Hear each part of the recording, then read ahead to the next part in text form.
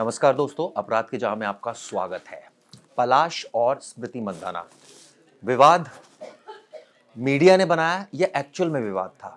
कोई घटना हुई जिसके बाद शादी को पोस्टपोन कर दिया गया या फिर इसके पीछे कुछ और वजह थी? कयास कई हैं, अफवाहें भी बहुत हैं, लेकिन सच क्या है?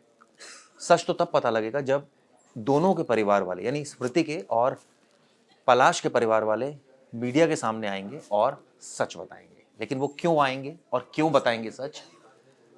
इसी वजह से बहुत सारे कयास लगाए जा रहे हैं। हो सकता है कई लोग जो इस तरह की बातें लिख रहे हो उसका कुछ आधार हो सकता है कयास भी हो। खैर, ये खबर वायरल है, इसी वजह से हमने इसको पिक किया और इसके बारे में आपको बताता हूं। स्मृति के पिता हॉस्पिटल से डिस्चार्ज हो चुके हैं। दरअसल जब शादी थी यानी 23 तारीख को, तभी उनकी तबीयत खराब हुई और अगले दिन ये कहा गया कि वो हॉस्पिटलाइज हुए और उसके बाद ट्रीटमेंट हुआ और वो उनको छुट्टी मिल चुकी है। पलाश भी ठीक है, हालांकि उनको एंजाइटी थी, वो भी एडमिट हुए थे। लेकिन कई सवाल जो अभी भी बरकरार हैं। मसलन स्मृति, शादी अगर पोस्टपोन हुई है तो प्री वेडिंग शूट्स जो हुए या सेरेमनीज हुई, उनकी जो पिक्स आई, उनकी जो वीडियोस आई, उसको डिलीट करने की सोशल मीडिया से क्या जरूरत थी? यही वजह थी कि कई सवाल खड़े हुए और इसको लेकर कई कयास लगाए गए। लेकिन अब इसकी जो सच्चाई है वो सामने आनी चाहिए, क्योंकि ये पता लगना चाहिए कि एक्चुअल में क्या रिलेशनशिप में कुछ खटास है या फिर यही वजह थी जो बताई जा रही है। दरअसल जो बयान सामने है वो पलाश की मदर का सामने है। उनका साफ साफ कहना है कि पलाश काफ़ी अटैच हैं स्मृति के फादर से और इसी वजह से जब वो बीमार हुए तो पलाश ने डिसीज़न लिया कि ये शादी को पोस्टपोन किया जाना चाहिए और जब वो ठीक हो जाएंगे तब वो जो है इसको करेंगे। तो अब फिर सवाल यही उठता है कि अब तो वो ठीक हो गए, पलाश भी ठीक हो गया, तो फिर ये शादी कब होगी? लेकिन अभी तक इसको लेकर कोई आधिकारिक बयान सामने नहीं आया है। इस बीच अगर मदर की उनकी बात माने यानी पलाश की मदर की, तो सब कुछ ठीक ही है। लेकिन स्मृति की तरफ से भी कोई आधिकारिक बयान सामने नहीं आया, ना ही उनके फादर की तरफ से कोई बयान सामने आया। इसी वजह से तमाम कयास लगाए जा रहे हैं।